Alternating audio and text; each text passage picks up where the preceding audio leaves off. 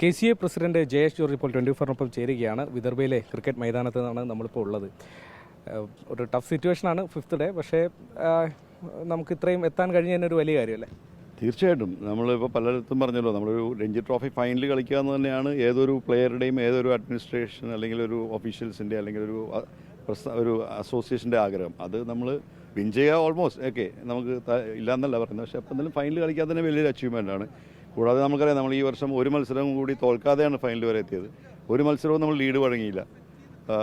ശക്തരായ പൂളായിരുന്നു നമ്മളുടെ. ഈ നോക്കിയറിയാം, ബംഗാൾ, കർണാടക, UP അല്ലെങ്കിൽ MP, ഹരിയാന, പഞ്ചാബ്, ഇവരൊക്കെ രഞ്ജി ട്രോഫി വിന്നേഴ്സായിരുന്നു ഫോർമർ. അതുപോലെ എല്ലാ വർഷങ്ങളായിട്ടുള്ള ആ ഒരു ടീമുകളുടെ ഒപ്പം നമ്മൾ ഒരു തോൽവിയോ ലീഡോ വഴങ്ങാതെ നമ്മൾ അതായത് ക്വാളിഫൈ ചെയ്ത് തന്നെ നമ്മുടെ ടീമിൻ്റെ പെർഫോമൻസ് അവിടെ കാണിക്കും.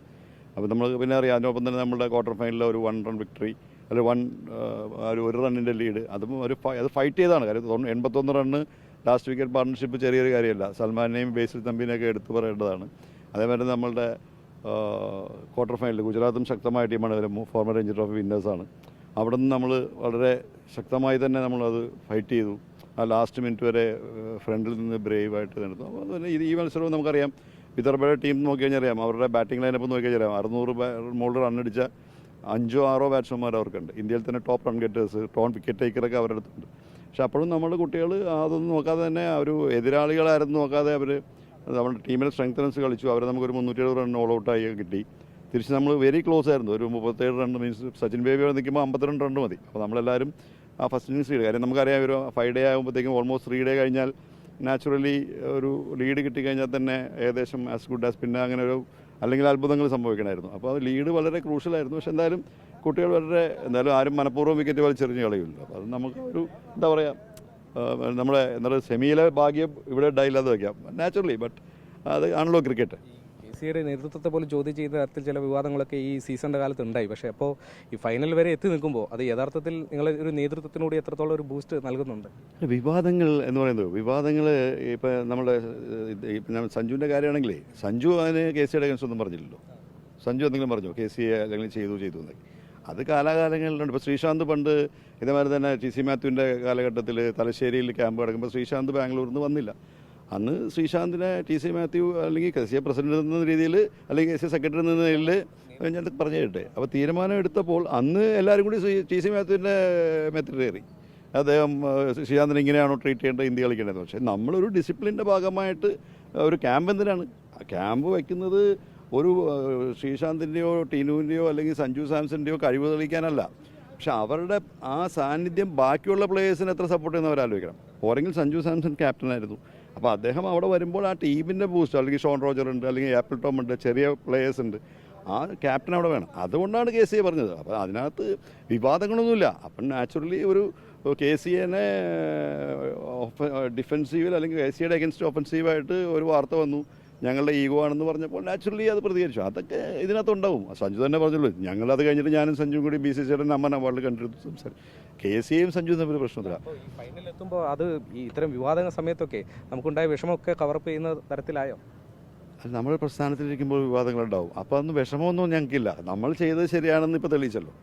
അപ്പോൾ സഞ്ജു തന്നെ പറഞ്ഞല്ലോ, ഞാൻ ക്യാമ്പിൽ പങ്കെടുക്കും, ഇല്ലെങ്കിൽ നേരത്തെ ആയിരിക്കും. അദ്ദേഹം അന്നും പ്രതികരിച്ചില്ല. അദ്ദേഹം അന്നും ഇന്ത്യൻ ടീമിലുണ്ടായിരുന്നു. കുറേ നാട്ടുകാരും ഫേസ്ബുക്കും സോഷ്യൽ മീഡിയയും KCAനെ കുറ്റപ്പെടുത്തിയല്ലേ എഴുതിയെന്ന് പറഞ്ഞാൽ ഞങ്ങളതിലൊരു തീർച്ചയായിട്ടും ഞാനത് പറഞ്ഞല്ലോ, കുട്ടികൾ കാണിച്ചോളും. ഞങ്ങളന്നും പറഞ്ഞു അവർ കളിക്കട്ടെ, ഞങ്ങൾ പ്രതികരിക്കാൻ പോയില്ല. അവരെത്തും, പിള്ളേർ കളിക്കും. സഞ്ജു ഞങ്ങളുമായിട്ടും ഒരു പ്ലെയറായിട്ടും KCAക്ക് വിഷയങ്ങളില്ല. നാച്ചുറലി എന്താ പറയുക, അങ്ങോട്ടും ഇങ്ങോട്ടും ചെറിയ കാര്യങ്ങൾ പറയുമ്പോൾ നമ്മൾ ചെറിയതാക്കിയത് നൽകും. അത് അവർ കാര്യമായിട്ട് അതുകൊണ്ടാണല്ലോ ഞാൻ പറഞ്ഞല്ലോ, സഞ്ജു വരാനിരുന്നതാണ്. സഞ്ജു ഫൈനലിൽ വരാനിരുന്നതാണ്. ഇപ്പോൾ ഇന്നലെ സെക്രട്ടറിനെ വിളിച്ച് പറഞ്ഞു, അദ്ദേഹം NCAയിൽ മറ്റേ ഫ്രാക്ചറിന് റിപ്പോർട്ട് ചെയ്യണമെന്നുണ്ട്. അദ്ദേഹം NCAയിലേക്ക് പോയി. അപ്പോൾ അതുകൊണ്ട് നാച്ചുറലി പ്രസ്ഥാനം പുറത്തുള്ളവർക്കാണല്ലോ വിവാദം.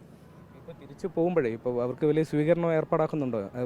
ഞങ്ങൾ ഇവിടുന്ന് ചാർട്ടർ ഫ്ലൈറ്റ് ഒരെണ്ണം ബുക്ക് ചെയ്തിട്ടുണ്ട്. നമ്മളൊരു 10-35 പ്ലേയേഴ്സിനെ, ജൂനിയർ പ്ലേയേഴ്സിനെ കളി കാണാൻ കൊണ്ടുവന്നിട്ടുണ്ടായിരുന്നു. അവരും നമ്മൾ ട്രോഫി BCC എടുത്ത് KCAയിലേക്ക് കൊണ്ടുവരാൻ വേണ്ടി ചോദിച്ചിട്ടുണ്ട്. നമ്മൾ നേരത്തെ ചോദിച്ചിരുന്നു, ജയിച്ചാലും റണ്ണറപ്പിൻ്റെ ട്രോഫി ഏതായാലും ട്രോഫി നമ്മൾ അണ്ടർടേക്കിംഗ് കൊടുത്ത് കൊണ്ടുപോകുന്നുണ്ട്. അപ്പോൾ നാളെ ട്രിവാൻഡ്രത്തേക്ക് ഡയറക്റ്റ് ഫ്ലൈ ചെയ്യും. അവിടെ ഒഫീഷ്യൽസ്, KCA ഒഫീഷ്യൽസ് ടീമിനെ സ്വീകരിക്കും, ഭാരവാഹികളും ബാക്കി മെമ്പേഴ്സ് എല്ലാവരും കൂടി. ടീം ഡിന്നർ പ്ലാൻ ചെയ്യുന്നുണ്ട്. അതേപോലെ ട്രോഫിയുമായിട്ട് KCAയിലേക്ക് നമ്മൾ പോകുന്നു. അത് കഴിഞ്ഞിട്ട് മറ്റന്നാൾ സി എമ്മിൻ്റെയും ബാക്കി സ്പോർട്സ് മിനിസ്റ്റർ സംസാരിച്ചിട്ടുണ്ട്, സി എമ്മായിട്ട് സംസാരിച്ചിട്ടുണ്ട്. അപ്പോൾ നിയമസഭ നടക്കുന്നതുകൊണ്ട് സമയം പറയാമെന്ന് പറഞ്ഞിട്ടുണ്ട്. ഇന്ന് സമയം കിട്ടുള്ളൂ. അപ്പോൾ വൈകിട്ട് അങ്ങനെയാണെങ്കിൽ നമ്മൾ ട്രോഫി സി എമ്മിൻ്റെയും ബാക്കി മിനിസ്റ്റർ സ്പീക്കറായിട്ട് സംസാരിച്ചു, പ്രതിപക്ഷ നേതാവായിട്ട് സംസാരിച്ചു. അപ്പോൾ എല്ലാവരും വളരെ, എനിക്ക് തോന്നുന്നു അവരൊക്കെ ഈ നമ്മുടെ സെമി ഫൈനലിലും ക്വാർട്ടർ ഫൈനലിലൊക്കെ നേതാക്കന്മാരും ഒക്കെ ട്വീറ്റ് ചെയ്ത് KCAക്ക് സ്ട്രോങ് ആയിട്ട് പ്ലേയേഴ്സിനും അവരുടെ സോഷ്യൽ മീഡിയയൊക്കെ സപ്പോർട്ട് ചെയ്താണല്ലോ. അപ്പോൾ നാച്ചുറലി ഇതൊരു ജനങ്ങൾക്കും കൂടി വേണ്ടിയിട്ടാണല്ലോ കൂടുതൽ പ്ലേയേഴ്സ് വരണം, ഇത് മുമ്പോട്ട് കൊണ്ടുപോകണം. 83 വേൾഡ് കപ്പ് കപിൽ ദേവ് കൊണ്ടുവന്ന് പിന്നെയാണല്ലോ ഇന്ത്യ ചെയ്തത്. അതേമാതിരി തന്നെ നമുക്ക് ചേഞ്ച് ഉണ്ടാകാൻ പോവുകയാണ് കേരള ക്രിക്കറ്റ്. തീർച്ചയായിട്ടും അതുകൊണ്ടാണല്ലോ ഞാൻ പറഞ്ഞല്ലോ, നമ്മൾ ഇപ്പോൾ വിനോദ് സെക്രട്ടറി അദ്ദേഹം വരുന്നുണ്ട്. അദ്ദേഹം ഇന്ന് വെളുപ്പിനാണ് ഞങ്ങൾ എത്തിയത്. അപ്പോൾ അദ്ദേഹം ട്രിവാൻഡ്രത്തും ഞാൻ കൊച്ചിയിൽ നിന്നാണ് വന്നത്. അപ്പോൾ അദ്ദേഹം വരും. അപ്പോൾ അദ്ദേഹം ക്രിക്കറ്റ് വളരെയധികം അതിനുവേണ്ടി മാത്രം അദ്ദേഹം ഇപ്പം BSNൽ നിന്ന് വോളണ്ടറി റിട്ടയർമെൻറ്റ് എടുത്തിട്ടാണ് അദ്ദേഹം ഇതിനുവേണ്ടി പ്രവർത്തിക്കുന്നത്. എനിക്ക് തോന്നുന്നു ഒരു 1 വർഷം മുമ്പ് പുള്ളി, കാര്യം സെക്രട്ടറിക്ക് ഫുൾ ടൈം ജോബാണ്. അപ്പോൾ പുള്ളി ക്രിക്കറ്റ് മാത്രമാണ് ഫോക്കസ് ചെയ്തുകൊണ്ടിരിക്കുന്നത്. അപ്പം ബാക്കി നമ്മുടെ ഓഫീസ് അങ്ങനെ 24/7 ഫംഗ്ഷൻ ചെയ്യുന്നൊരു ഓഫീസാണ്.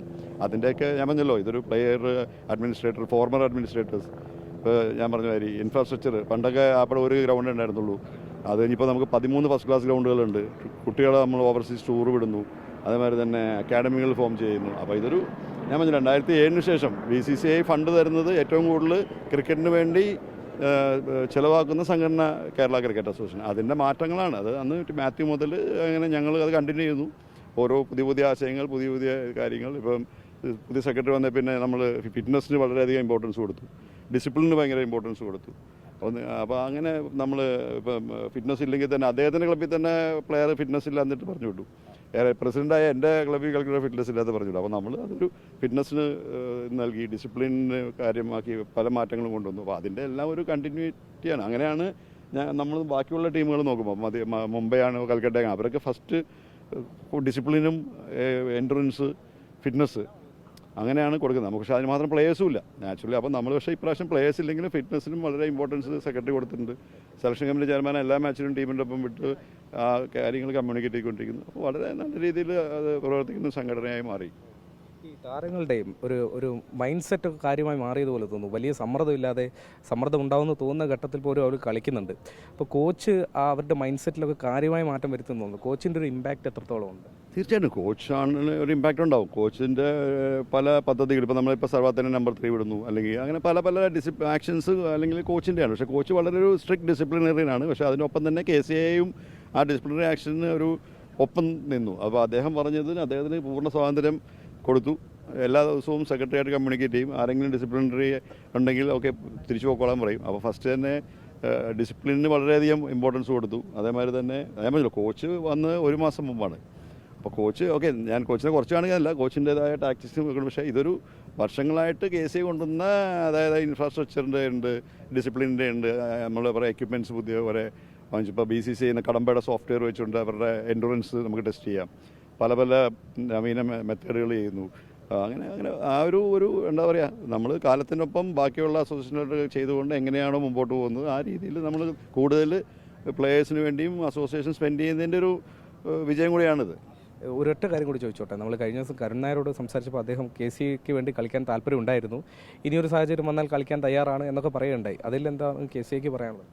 അദ്ദേഹം കേരള ക്രിക്കറ്റ് അസോസിയേഷനെ സമീപിച്ചിരുന്നു. രാഹുൽ ദ്രാവിഡ് വഴി അദ്ദേഹം ഇങ്ങനെ വിളിച്ചിരുന്നു, ഇങ്ങനെ കർണാടക മാറുന്നുണ്ട്, കേരളത്തിന് താല്പര്യമുണ്ടോ എന്ന് ചോദിച്ചിരുന്നു. പക്ഷേ അന്ന് എനിക്ക് തോന്നുന്നു നമ്മൾ സെക്രട്ടറി അപരിചിതമായിട്ട് ഓൾറെഡി സംസാരിച്ച് മുമ്പോട്ട് പോകരുത്. കാരണം നമ്മളൊരു എപ്പോഴും സീസൺ തൊട്ടടുത്തല്ലോ, അതിന് മുമ്പേ നമ്മൾ എവിടെയാണ് നമുക്ക് വേക്കൻസി വരിക. അപ്പോൾ സഞ്ജുവാണ് നമ്പർ 3. അപ്പോൾ സഞ്ജു നാച്ചുറലി ഇന്ത്യ പോകുമ്പോൾ ഫുൾ ടൈം, കഴിഞ്ഞ വർഷവും സഞ്ജുവിന് നമുക്ക് കിട്ടിയില്ല. അപ്പോൾ നമുക്ക് സ്ഥിരമായിട്ടൊരു നമ്പർ 3 വേണമെന്നുള്ള രീതിയിലാണ് നമ്മൾ അന്ന് സെക്രട്ടറിയും കോച്ചും ഒക്കെ ഡിസ്കസ് ചെയ്തുകൊണ്ടിരുന്നത്.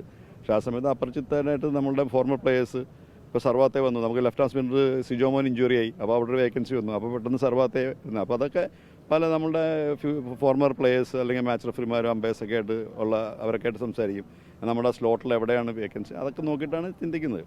എൻ്റെ കരുൺ നായർ ഞാൻ പറഞ്ഞല്ലോ, ഇപ്പോൾ അടുത്ത വർഷം നമ്മുടെ യങ്സ്റ്റേഴ്സ് നന്നായിട്ട് പെർഫോം ചെയ്യുന്നുണ്ട്. ഇപ്പം ഇമ്രാൻ ആയിക്കോട്ടെ, ഷോൺ ആയിക്കോട്ടെ, വരുൺ ആയിക്കോട്ടെ, ആപ്പിൾ ആയിക്കോട്ടെ,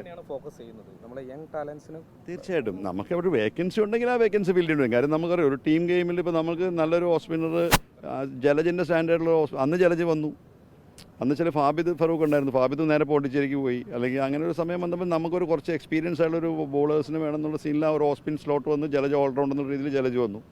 അപ്പോൾ ജലജ് അങ്ങനെ ഒരു സ്ലോട്ട് തൽക്കാലം നമ്മുടെ ടീമിലില്ല.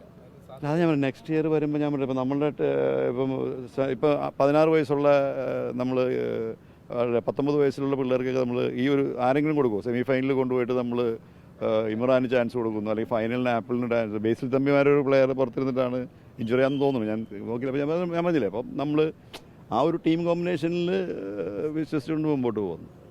Thank you so much. ഏതായാലും ബെസ്റ്റ് വിഷസ്. അപ്പോൾ കേരള ക്രിക്കറ്റ് അസോസിയേഷന് ഏതായാലും വലിയ അഭിമാന നിമിഷമാണ്. ഫൈനൽ കളിക്കുന്നു കേരളം. വലിയ സ്വീകരണം കേരളത്തിൽ ഉറപ്പാണ് എന്നും KCA പ്രസിഡന്റ് പറയുന്നു. നാഗ്പൂരിൽ നിന്നും വരുൺ വടശ്ശേരിക്കരിക്കൊപ്പം ശ്രീനാഥ് ചന്ദ്രൻ, 24.